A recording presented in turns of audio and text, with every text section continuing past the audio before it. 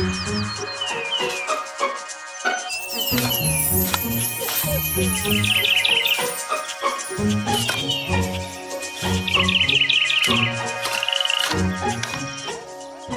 to the Plant a Trillion Trees podcast. I'm Eva Monheim. And I'm Hal Rosner.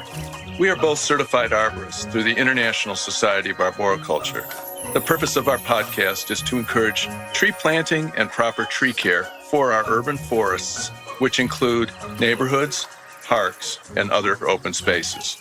We will also cover a myriad of tree topics, including the important role trees play in relationship to the climate crisis. Thank you for joining us.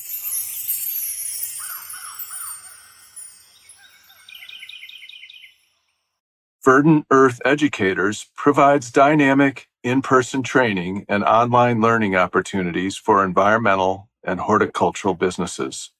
Owned by ISA-certified arborists and former university faculty, the Verdant Earth Educator team provides consultations on tree care and recommends climate-resilient opportunities for your valued green spaces.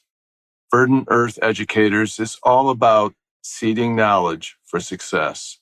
Find Verdant Earth Educators at verdanteartheducators.com. Monheim Microphones designs and handcrafts top-tier studio microphones and preamps right here in the United States in Hollywood, California. Their incredible line of innovative microphones and designs are used around the world by everyone from podcasters to top-charting record producers and singers. They recently released their new royalty microphone, Monheim Microphones Unparalleled Excellence, monheimmicrophones.com. This podcast is being recorded on April 26, 2024. Dr. Christine Carmichael is the award-winning founder and principal of Fair Forest Consulting, LLC, which she began in July 2019. She is also the best-selling author of Racist Roots: How Racism Has Affected Trees and People in Our Cities, and What We Can Do About It. She holds a Ph.D. in Forestry with a specialization in gender, justice, and environmental change, and holds a graduate certificate in community engagement from Michigan State University. Dr. Carmichael has published research explaining why 25% of Detroit residents eligible to receive a free tree between 2011 and 2014 chose to decline this offer. Since its inception, Fair Forest Consulting, LLC has partnered with several U.S. cities and urban forestry organizations to develop strategies to achieve environmental justice goals through urban tree planting, stewardship, and community engagement. Welcome to the Plant a Trillion Trees podcast. Christine, we're delighted that you could be with us today. Thank you so much for having me. Christine, thanks again for joining us. Question number one, we're starting to realize more and more, lays the framework for the rest of the show in some ways, because our listeners are often starting out their careers or perhaps still enrolled, post-high school or even in high school. So we'd love to hear about your background. And there's a few things that we kind of touched on with some of the questions. We always love to, know where you grew up and were you able to engage with nature when you were growing up? And finally, what was your academic path? Yeah, so I grew up mostly from age 4 onwards in Mason, Michigan, which is a suburb of Lansing. It's a small town, and it's mostly middle class, mostly white suburb. And so the trees there are really well cared for. But yeah, I grew up kind of in a more, I guess you could say, somewhat dense area where there were houses right next to each other, and they were really nice, large, well-maintained street trees. And so that was one of my major experiences growing up, was having urban trees around me and enjoying them. My path, I always knew I wanted to get involved in sort of social justice as well as environmentalism. Basically, what I'll say is I worked for a long time, at the intersection of policy and nature, but there was always this desire for me to go into more of the social justice and equity sides of the discussion. And so I went back to do my Ph.D. I did a master's at public affairs and environmental science. I was sort of trying to bridge those two worlds of policy and environmentalism. But it wasn't until I went back to do my Ph.D. at Michigan State that I had the opportunity to really integrate environmental justice into my work. So I had an advisor who was on the board of directors for the Greening of Detroit, which is a nonprofit tree planting organization. And they were facing this issue with people turning down free street trees. So that was the issue that she thought would be great for a dissertation. And that's when I really had the opportunity to develop my skill set in qualitative research. So really understanding people's words and experiences and understanding themes in how people responded to the tree planting program. And I also brought in that justice lens. So looking at the people who are most closely affected by the tree planting issue and really prioritizing their perspective and understanding also from the nonprofit perspective why they designed the program the way they did and what were some of the tensions with the program and the residents it was meant to serve. So, I kind of took a long winding path through academia. For me, was the main pathway. And then I did some work for nonprofits along the way. And so that's sort of what led me to what I do now, which is to have my consulting business. So the whole idea of social justice and greening within a community has some really big implications from a health standpoint, from I want to say at ease. Calming Effect, yeah. And it's even more than calming. It's not only calming the physical, but the entire well-being of a person. So when you're working, does that all come into your mind when you're working with the people? And do you feel that they respond better to you when you talk about them as an individual? Yeah, I think that people responded very positively to my approach, which was about really centering their experience and understanding. Really, my role was to be more of an active listener and to try to ask the right questions. It's important when you talk to residents that you kind of give space for all the different experiences that they've had. And that turned out to be what I found out was people really wanted to talk about some of the difficulties they had had with trees not being maintained by the city and having a lot of challenges with economically just trying to have the finances to pay for tree care on private property. And there was a lot of vacant property as well from the city's contraction of the population. Over the preceding decades, there had been white flight to the suburbs. As you had African Americans migrating from the South up into cities like Detroit, then you had the white residents respond by moving to the suburbs and kind of relocating wealth there. And so the trees in the suburbs were more well cared for than the trees in the city.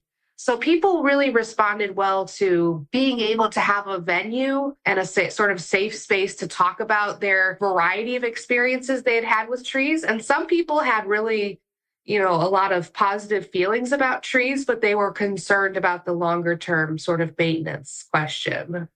That's really commendable on your part to be able to listen and to grasp what is happening within the community and for you to really understand and to be able to put that on paper and then even write a book about it, talking about how racism is, I want to say, deeply affected by the disparity between communities and how communities are treated when it comes to greening and the educational component that may be missing. So how did you wind up writing the book? How did you wind up writing this amazing book that every community should have within the context of their tree planting initiatives? Yeah, so I've been doing this work now for about 10 years or a little bit more than 10 years. So I started the research around 2013 and 2014 is when I was really doing a lot of the field work to try to interview residents and understand why they didn't want to have trees planted or what their concerns were. And I was living in Detroit at the time, and I spent a few years really collecting and analyzing and then getting the information out there. And the last 5 years, I've been doing consulting and really realized how many cities are grappling with these same issues. They had the same experience of, African Americans migrated from 1910 to 1960 or 70 was the Great Migration. You had over 6 million African Americans migrating from the South to other cities and other parts of the U.S., but they were met by policies of racist policies like redlining. Yes. Where the federal government rated neighborhoods according to what was high risk for investors and for mortgage lenders. This was after the Great Depression, and the federal government was theoretically trying to help families get access to mortgages at an affordable rate. But the problem was it was a very racist policy. And Yeah. the appraisers were encouraged to mark neighborhoods as hazards for investors based on the proportion of people of color living there. So even when African Americans migrated to other parts of the US to escape racism and seek new opportunities, they were met with these policies. And those are the areas we see now. There's been lots of research in the last decade or so showing that those neighborhoods that were redlined have fewer trees. It's a significant proportion. Like in mostly white neighborhoods, you have about 43% average tree canopy. And in mostly these redline neighborhoods, you have about 23% tree canopy coverage. So there's a huge disparity. And a lot of it's because of the lack of investment and the active disinvestment from both the economy and the environment in those neighborhoods in the decades that followed that policy. So what caused me to really want to write this book is that, I've been doing this work now for about 10 years, and I really was seeing how many cities and how many people are affected by the legacies of racism and by the still some of the racism that we see today going on, people being treated differently in outdoor recreational spaces. For instance, you see discrimination in those situations. So it just seemed really important to me. I wanted to honor the voices that people shared their experiences with me. And I thought, if we're going to really make strides in environmental justice, we need to get this information out to more people. We need to really focus on listening to the experiences of the people most closely affected by these legacies. And, I had written academic articles, but that only reaches a certain audience. So the book was one of those main mechanisms to try to get to more people and really give them like a step-by-step guide of how do we learn from this difficult history and do better moving forward. Especially the policymakers of the city. Yes. Yeah. Yeah. And I feel like it's time for me to just use this forum as a confessional, because in the early 80s, I was that guy right out of college, gung-ho to plant street trees. So in the early 80s, I was hired as a street tree coordinator for Philadelphia Green, which doesn't exist anymore, but it was a program of the Pennsylvania Horticultural Society. So it was one of the early nonprofits. And your book regularly references nonprofits along with city governments. But the specific story I'll tell is just a block in North Philly, meeting with neighbors, enthusiastically promoting street trees, which in Philly is a little dicey. We don't have the big parkways that the Midwestern cities have. We don't have big grassy strips. You're often just cutting into sidewalk for a dimension that's usually about 3 feet by 3 feet, a little on the small side as well. And what species were we pushing enthusiastically? Were Bradford pears from Princeton nurseries. And, at the time I had a, reasonable background, but it's interesting to see how much the science and the applied science has changed. Because at the time we would say, Princeton Nurseries has really looked these trees over. They're disease-free, glossy green foliage, flowers and stuff. Well, fast forward about 10 or 12 years later, in a martial arts class, I befriended a fella, and it turned out he was from that block. He was a homeowner, and we pieced it together. And it was a humorous back and forth, but he pointed his finger at me and he said, "You're the guy that planted that tree in my house, and I've since replaced the sidewalk, and it split on me 2 or 3 times." So, first person anecdotal, but certainly makes me reflect on, past crimes, so to speak, and what we don't want to do today. So with that being said, that community input, you're hearing similar themes: lifting sidewalks, roots into the storm drains, sewer vent pipes, water lines, maybe a tree that's in decline that starts dropping branches. What's the workaround from a solution standpoint? How do we move that forward and kind of assuaging people's reservations and hesitations? I think you're going to need to see a lot more investment in the follow-up and also in the planning. So the before and the after is what I talk about in the book. A lot of groups I speak with talk about how it's actually relatively simple to plant a tree, but there's all this planning that has to go into what type of tree should we be planting in different places? Where should we prioritize planting trees? there's all these different dialogues that should be happening and opportunities to give residents a say and have them become more involved in the process. And a lot of residents, even though they turned down a street tree, they were still liked trees and they still saw the value in trees, but they were concerned about all the issues you're talking about, the maintenance. And so I think there needs to be some more involvement of people I spoke with a lot of times when they turned down a tree said, I would have accepted a tree if there was a better maintenance plan and if I could have some sort of choice in the type of tree that's planted. They oftentimes, and not just to pick from any tree that exists, but rather they wanted to have arborists and urban foresters walk them through what are my options? What are the pros and cons of different types of trees? Which trees are going to be more high maintenance, or which trees are going to potentially help avoid some of those issues with the roots and lifting the sidewalk or getting into pipes. And they were really interested in learning more and then being actively involved in selecting from, let's say, a choice of a few different types of trees.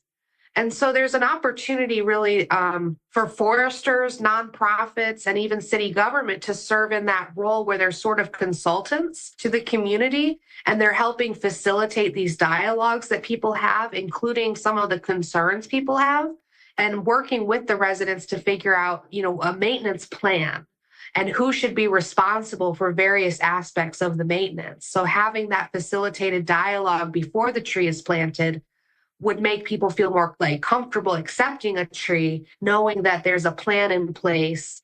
For example, maybe there's going to be a youth watering team that comes by and waters the tree, or perhaps, the nonprofit is going to take on the pruning responsibilities. And maybe the residents take on a monitoring role where they monitor the tree and report any particular issues. So that's a much more collaborative sort of model moving forward.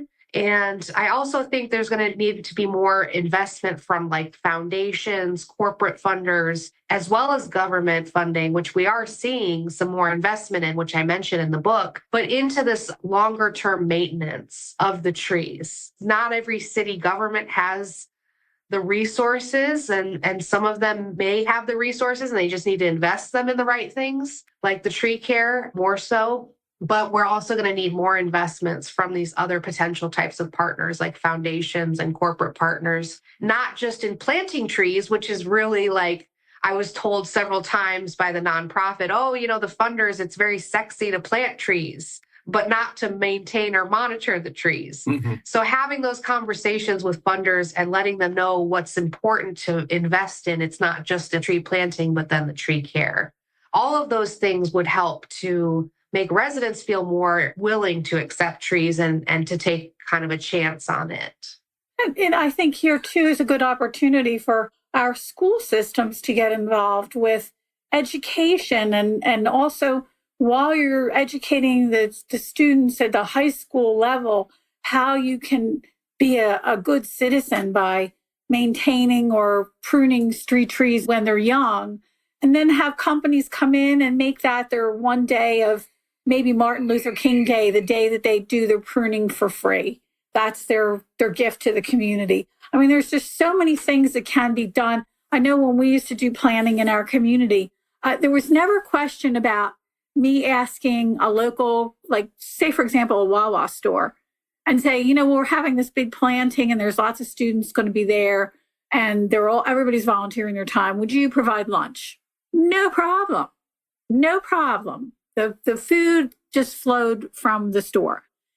The idea of being able to help and support the work that's being done. And I think that your book actually points in those directions and helps people to understand that it's not just one person doing this. It's a community. It's a community-based operation. And it has to be community because it's part of the city infrastructure. Hal and I talk about that all the time. We have pipes, we have to repair them. We have trees that need to be pruned. It's part of the infrastructure. It's part of human health. It's all part of the system. Yes. Christine, in your book, you tell the story of a woman who had lived in Detroit long enough to see American elm populations decline and die out from Dutch elm disease, and then may or may not have been witness to the ash tree, which, if I remember correctly, was initially found in Michigan, emerald ash borer. So the skepticism is clearly understood. I've been working very closely this week with the Philly tree plan and looking at all the data coming out in terms of this particular region heating up. And it's a really difficult time to kind of balance heat and the effects that heat will do in terms of killing people versus the need to build canopy. And this is a discussion that we can only take so far in terms of keeping our city's financial health at a certain level so that forestry and recreation departments can get adequately funded. But it's a tough one. I mean, I know what the city of Philadelphia is and not able to do with its tree pruning program, and it's bare minimum. I think it's just really hard for older cities that are trying to keep that tax base healthy, and the finances of big cities. I mean, Eva mentioned public schools. Well, I don't know what the story is in Detroit, but Philly, year in and year out, is woefully inadequate with what it gives its public schools. So it's a difficult time balancing the absolute essential to grow canopy, preserve canopy, keep our city streets as cool as possible so that people's lives aren't cut short by the devastating impacts of the climate crisis. Yeah, absolutely. I mean, I think that it's going to be really important for us to balance all of these, not necessarily competing issues, but overlapping issues of wanting to make sure that we plant trees that are going to do well. And ideally, this is one thing that concerns me is thinking about trees in urban areas have a lot shorter lifespan than trees in maybe more, I guess, contiguous forest area. So, then we're getting into questions of, well, we need the trees to survive a certain length of time to grow, to provide the shade and the cooling effects that we're hoping for. And obviously, we need enough trees as well to be planted. And so I think there's going to be a lot of discussions that need to happen with the community about where is it most important to plant the trees first, and also what types of trees can we plant that are going to ideally grow to a size where they can provide some shade and are in a place where people need the shade. So I think that's one of the values of having those discussions. And a lot of people have, like you said, firsthand experience with this issue of heat, and that's one of the issues. So I think any discussion that moves forward is going to be more successful if it centers on what are people's lived experience with that issue. Maybe the heat issue is like thinking about we should be planting trees near bus stops or near places where people congregate, and really working with the residents to understand where can we have the most benefit and where are these trees potentially going to do the best and thrive. Yeah. I spent a little time in Mexico, actually just last month, and the city of Mérida in the middle of Yucatan didn't have a lot of street trees. But what was clear to me is how well financed and cared for the large park squares were. By the way, we had temperatures as high as 105 just last month. The people we met down there said they couldn't remember a time where this part of Mexico had been so hot. Nonetheless, temperatures dropped maybe into the mid 80s in the evening, and the squares were just full of people. So it does also make me think like, look, maybe not every neighborhood's going to ever buy into street trees. The very least we can do is make sure that our parks are welcoming. The trees are substantial in size and well cared for and safe so that you can meet over there and congregate for your nightly hanging out and having a good time and socializing. Yeah, I mentioned in the book just different approaches to figuring out where is it that people want to have these trees planted first, and what kinds of trees. And sometimes you need to balance out different priorities, like including shade, but also fruit trees, maybe certain places where people need food security. So there's all these different aspects of the issue. And luckily, trees can do a lot of good for a lot of people, but really thinking through the social infrastructure that's needed. So the different networks of organizations and groups that can come together. And if the community feels like they've been part of that process, they're much more likely to support and be interested in being involved in the long term. Mm-hmm. Right. Do you have any thoughts about small trees? More and more, I am thinking about the worth of a tree that may, I'm thinking like redbud or dogwood or even Japanese maple that would be maybe 15 feet, which sounds small. On the other hand, it's going to shade the sidewalk. It's going to shade the people walking down there. Maintenance becomes much simpler, even for, the amateur arborist on the block. Do you have any thoughts on that kind of stuff? Well, I think that it's good to have, as much as possible, a whole diversity of trees as part of the discussion and as part of the options that people can choose from. And I love, there's a graphic, actually, speaking of Tree Philly, that they have on their website. They show basically an animation of an individual next to a hypothetical tree, and basically shows after 10 years and 15 years and 20 years, how tall will that tree be next to that person or next to the building, so that people can look at that and say, okay, do I want a tree that grows to that height? Do we want something that's a little smaller? And I think thinking about the lifespan as well, because we have to think in different terms. Like I said, the urban trees that we see are not going to survive as long as trees out in maybe a forested area, quote unquote, more, I guess, nature-y types of settings would be able to survive longer. But that's one thing I've heard from foresters is, oh, well, some of these smaller growing species don't live as long.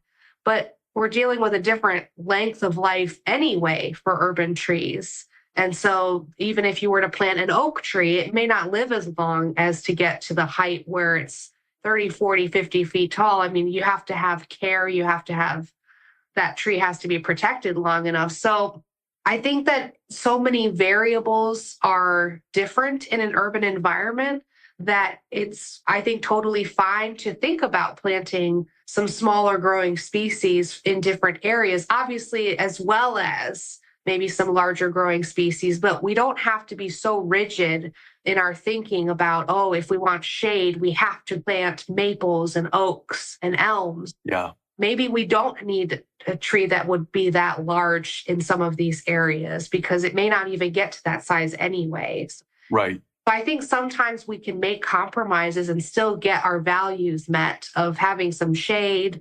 It's not such a cut and dry rule of like, you have to plant these species in this area to get shade or to get, there's a lot more wiggle room. I think that maybe we can have more of a open dialogue about it. It's funny to think about the early days of our cities getting designed and laid out and built and the zeal for the LA. So it had to be the American elm lining the streets. Here in Philadelphia, real heavy reliance on London plane, and then paying the price for having those monocultures. So the diversity piece makes a lot of sense. Yeah, I think you're right about that, having diversity. One of the things that I wanted to find out from you is, are you measuring the successes that you're having? Are you measuring what's coming out, I want to say, out of the sausage maker? What's coming out of there? What kind of positive results are you getting? Okay, I got a sausage right away. Change that. I don't know why. But, the whole idea of how successful do you see your work and what are the responses overall from the cool down that you're creating with your trees? So I think that I haven't had as much opportunity as I might like at this point to measure success, but I do see some indicators of success. So for example, there's more workforce development programs that are creating trained job opportunities, paid opportunities for people, especially maybe people who have barriers to employment, right? Like formerly incarcerated individuals.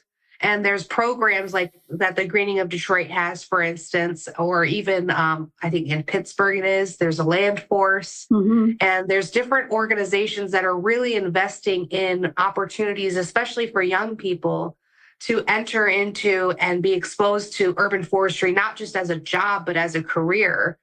And those people are then being hired. We see more and more. There is a new Detroit Tree Equity Partnership that has emerged in the last few years that every year is hiring more people from their training program to take care of the trees that are planted. So it's providing meaningful work to people where they live. It's hiring people from the community to care for those trees. And that is an indicator of success because that's one of the things that was really lacking in the past that I think is having more of a moment now, which is really promising because the reality is you're not always going to get enough volunteers to care for trees. And so having those paid programs is really important. I do trainings for the Arbor Day Foundation and including for their Alliance for Community Trees program, which is a network of mostly nonprofit organizations, some cities around the country. And I've done trainings on how do we measure qualitatively our success. So I am training different organizations in how to measure trust, for instance, and that they can. That's great. At the events that they hold, they can ask people what their level of trust in the organization is, and you can track that over time. So I'm not sure how many organizations have taken up that call, but it is a training and a service that I've provided. So we are, I think, moving forward, going to have more of these measures of success that aren't really just about the numbers of trees, but are also about the people that are impacted. And for example, how confident do they feel in their ability to engage in stewardship as a result of programs that are designed to be giving them the support that they need to be involved in the stewardship. So there's all of these opportunities, but outside of the workforce piece, I haven't necessarily been seeing those measures of success reported, but I'm hoping that they'll be more so given attention moving forward. So it sounds like Detroit is moving forward with its program, The Greening of Detroit. And do you feel like there's reasonable, successful inroads to some of the neighborhoods that have been hesitant about tree planting? I mean, can you see their approach? Are they planting bigger bald and burlap trees, or do they have neighborhoods helping out with bare roots, or what kind of things are they doing? Sure. I wish I had more answers for you because I haven't actually been involved in the on-the-ground work in Detroit since I wrapped up my research. Oh, okay. Gotcha. Most of what I know is based on kind of seeing from the outside in and seeing what's being reported. Right. Okay. Yeah. I was thinking Michigan was a good example of they came out with a report after the Emerald Ash Borer came in. And it was almost like a reverse project where they discovered how much mental health decline happened after the trees were removed. And I think it was like 20%, something like that, mental health issues went up. And I was taken back because I never saw a project or an experiment or written documentation like that. It's usually in reverse. See how people improve their health, but it was decline in health. And having evidence like that certainly shows how what you're doing is making a difference and how we can change people's health by planting trees rather than not doing anything. The mental health issue is huge. It's a huge thing. That's not even counting the heat issue. You didn't shy away, Christine, from talking about green gentrification. You know, for me, it's the existential head scratcher. Can you tell our listeners about your take on green gentrification and that delicate tension, if you will, between solid tree planting program and then, oh, by the way, yeah, your real estate and taxes are going up. Your real estate value and your taxes are going up. Yeah, it's such a tricky question. I think trees can be part of the process of gentrification. I'm not entirely sure if there's enough evidence to say if that, planting trees is a driver of gentrification or if it's just one part of the gentrification process. So for example, if a new development comes into an area and creates, luxury apartments and they plant trees alongside that. For example, folks might know about the High Line in Detroit, which is like an old railway line, and it was converted into this park, basically, and trees planted and things. And it didn't directly displace residents in the area, but the problem was the rents went up for the shops, and the shops that residents had relied on were displaced. And so then the residents had to move because they couldn't afford the shops in the area because of the rent increase along with the High Line, because the High Line is such a tourist attraction.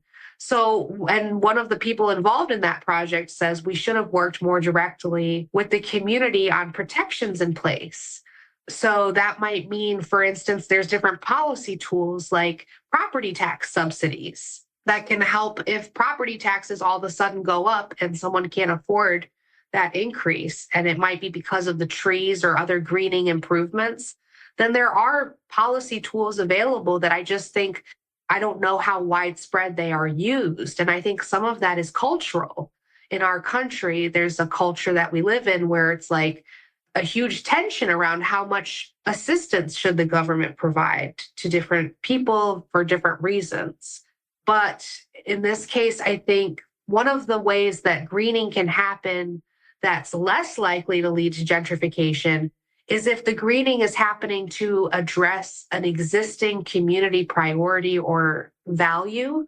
For example, there's one project in Detroit that's being led by community groups, I think partially funded through the Kresge Foundation, but the community groups have the decision-making power in the design, and they're designing a multi-generational, multi-use green space that's also accessible for people with disabilities. And so it's meeting community needs. It's not a green space that's being designed, like, for example, as a dog park to attract wealthier outsiders. That would be problematic because that would be more trying to meet the values of outside people that you hope to attract to an area rather than meeting the needs and lifting up the people that are already there. And so that's another reason why community involvement is so crucial in these projects, because otherwise it can be done by developers, the greening projects, in a way that's meant to completely displace people. Oh, I like that. I like what you just said. And I think that's really critical. I think that's an amazing outcome if you're getting that kind of outcome when you're building and you get the community involved. That's a real plus. Yeah. Because they're going to be able to keep their rents lower and they're going to be able to keep a more sound community. I can't even imagine, living in a community and having your rent go up so much that the stores disappear. I mean, that's ridiculous. Yeah. It begets a whole nother discussion about rent control and ordinances and policies around development. Yeah. Yeah. So you're on the road, it sounds like, or probably doing some Zoom workshops with neighborhood groups and municipalities with your consulting firm, Fair Forests. I did have the opportunity to read your book. It was a seamless download to my Kindle. And I really appreciated the exercise that you did that you call the dream tree. And I wonder if you could talk about that. Is the dream tree exercise something you do in process with the groups that you're working with? I haven't yet, but I would like to. And the dream tree is at the end of every chapter. And it was sort of like I worked with a book coach who helped me with structuring the book. And it sort of just came as an idea that was for initially like the first chapter, and thinking about the analogy of a tree and all the different parts of a tree and how it could represent different concepts. So, for example, when a tree grows and its leaves come out, that's the manifestation and the outcome of all of this hard work the tree has done to produce those leaves, right? And the fruit of the tree is like representing, the limitless dreams we might have for the urban forest around us. That's really where we want to start, is what is the goal? And that can be an exercise for anybody. And for me, some of those dreams are for people of all different backgrounds to be valued and considered and incorporated throughout tree planting and tree care projects, to see that happening more. And so there's all these steps you can take throughout the book. The book talks about, like in chapter 3, 5 major steps you can take. And it starts with identifying where are these low canopy areas. We have these tools like the Tree Equity Score Analyzer, the Tree Equity Score tool in general. You can go online and type in your city and see where are the areas that have fewer trees. The dream tree is sort of like allows you to fill in different steps you would take. So in the trunk of the tree is the steps you would take. So by the end of the book, you have not only your dreams for the future, but you have steps you can take to accomplish those dreams. And you have the soil, which is like the wisdom we need to learn from the past. We need to learn from the history that we're all rooted in. And that means learning from the fact that some neighborhoods have been discriminated against based on race. So now, in order to counteract that, the other side of the coin is to intentionally invest in those neighborhoods and in the people that are living there and centering their experience and their needs in the process. So the dream tree really is just an analogy that helps people build their own dreams for the future, the wisdom that we're learning from, and then all the steps that we need to get there. So that by the end of the book, you sort of have a roadmap, a vision for the future, and you have steps for how to get there. That's a nice analogy. Well, in urban forestry, we have so many tree metaphors and analogies. Trees are really amazing for so many things, including metaphors and and the like. So it's kind of an easy thing to draw these connections to larger concepts and having them related to how a tree works. Well, Philadelphia doesn't get a shout out in your book, but the Philly Tree Plan has really embraced the community input and aspects you're calling out. So I think that we've done a lot of the same work that you were talking about in your book, and we're seeing results. I know Hal does a lot more work in the city. I do more work in the suburbs. And when you see all of that coming into play, it really makes a huge difference, not only for morale, not only for the city, but in general, an overall good feeling of success and accomplishment. And I think that what you're doing is creating those accomplishments clear across the country with people looking at your book and being able to help that process come into play. What are some of the things that you feel when you're working that reflect those initiatives? Yeah, I'm kind of trying to, can you rephrase maybe a little? Can you articulate some of the things that you're feeling and what people told you that they feel after you've worked with them and the successes from that? Because I think the successes are what push people forward to have more success and to be more successful. And Canopy is success. Yeah, so I hear different kinds of stories from people that, like, there's a group, Forest Relief of Missouri, that has taken on a lot of the lessons. They've participated in several trainings I've done. And they were still sort of like, they were finding resources to take care of dead hazardous trees and have those removed on private property in low-income neighborhoods and in communities of color. And they were trying to get trees replaced. So removing the dead tree and then having new trees planted. But some residents were still hesitant to accept a new tree. And so what they did was they hosted an event where they basically let people come together and talk about their traumatizing experiences with trees. And basically, it's allowed people that opportunity to process things that they didn't even necessarily realize they were holding on to, and also to think about what it is that they would want their relationship with trees to be in the future.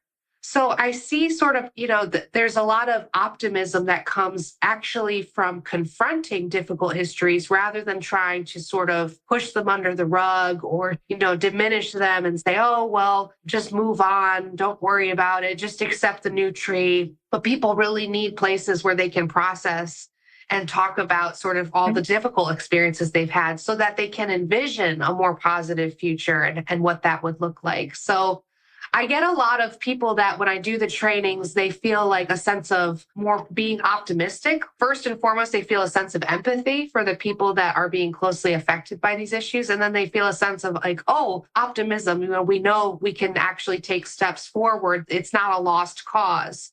There's actually a positive way forward, if that helps.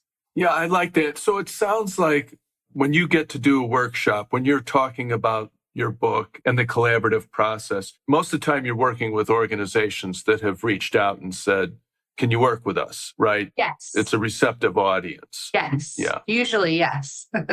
So my ears pricked up or whatever when you talked about presenting at one of the conferences down south. I think it was an ISA meeting. I don't even know if you indicated the town, but I thought, that must have been interesting for Christine to be talking about racist roots in one of our further southern states. Yes. And yet you had students come up to you afterwards and they were pretty excited with what you had talked about. Can you share a little bit about that time? Yeah, I was at a conference I think it was in Georgia. Trying to remember now, actually. I can't even remember exactly where it was. But I was in the South and I gave this talk about the racist history that we have, of what I explained to you all with the redlining history and people being excluded from decision-making about trees and how that was unjust. And I do remember that one of the board members, when I came off the stage, she said, "Wow, you're brave." Which it didn't occur to me because I give the same types of talks no matter where I am. Right. And I probably should have been a little bit more aware of where I was. But afterwards, I, was surrounded by this group of students from Tennessee who were visiting from a university, and most of them were younger, I would say probably in their 20s. And they were just so thrilled and so excited because they said, our curriculum doesn't talk about this at the university. We don't talk about learning from this unjust history and how we can do better. And so they were really keen on sort of listening and learning and discussing, well, what can we do? And so we talked a lot about community engagement and research projects and really the importance of involving people. Because a lot of times researchers can be part of the problem with trying to control processes, like, oh, I'm going to control all the questions that we talk about. But the real goal is to learn and listen. And so they learned something about giving people in the research power to decide, do they want to ask questions of the researcher? And that can all be part of the process, and that sharing power is really critical. And, research has been part of the problem in the past, and it can be part of the solution by sharing power. Wow, that's powerful stuff. Yeah. And it's like, I think some of it is like these older institutions we're a part of. There's this unspoken desire to control processes, even when you're doing applied research out in a community, and to sort of look with a sense of arrogance at people instead of having cultural humility and understanding that I, as someone who's not grown up in the community, maybe where I'm doing research, cannot possibly understand what life has been like in that community. So I have to learn from the people who are there. And so that's the kind of thing I talk to the students about. My role as an academic and as a researcher was to learn, not to preach to people things. Right. I have to say it. Amen. I mean, that's exactly right. That's the key stuff. Sorry. And you can share knowledge with people, but it should be in response to what they are asking you. Yeah. So instead of saying, I'm going to assume people don't know about the benefits of trees and I'm going to tell them about it, it's pausing and saying, what would you like to know about trees and how can I help you get access to that knowledge? That's right. Mm-hmm. Well, speaking of trees, we have to ask our favorite question. And that is, what tree is your favorite tree, or group of trees is your favorite? I mean, I have to say maple, especially sugar maples, but I spent some time in Vermont and I'm also from Michigan, and maple trees have been a big part of, I guess, my life just as a street tree and, watching the foliage change, but also like the products that come from it, and being a big foodie. I love maple syrup and I add it to all kinds of things, including my coffee. And when I was living in Vermont, to just do the tour around and see the leaves changing and just be in awe of that. And a lot of it was maples. So I think there's so many fascinating roles that maple trees play in people's lives as a source of food and recreation and learning. And so I would say maples are in my favorites group. That's great. And then we're seeing them retreating because they don't like the heat here. Yeah. Unfortunately. That's a great one. We really do appreciate. We appreciate the effort that you have taken to write your book, all the work that you've done in your professional career to bring equity to communities. Yeah. To talk to people and make them feel valued as a neighbor. Especially on Arbor Day. It's really important. And, it was just a sheer delight to talk with you this afternoon. Oh, thank you. Especially on Arbor Day. Yes. One of the things I talk about in the book is celebrating Arbor Day is great, but we also need to think about how can we celebrate trees other times of years, and how can we do so in a way that's culturally inclusive, that really provides space for people of all different backgrounds to come and share their values towards trees. And to intentionally do that work, I think, is one of our tasks moving ahead. And, in order to have the energy to keep up with this movement, we need to take time to celebrate and enjoy the work, as well as, getting down to the hard work. Well, I think that's a really nice way to end our program. Take care. Happy Arbor Day. Yes. Thank you so much. And the book is Racist Roots, and there'll be a link on our website, and read it and absorb it and realize that it's foundational and a keystone for all of us moving forward to promote a healthy, vital urban forest in North America. Yes, thank you so much. Thanks, Christine. Happy Arbor Day. All right, you too. Bye-bye. Bye.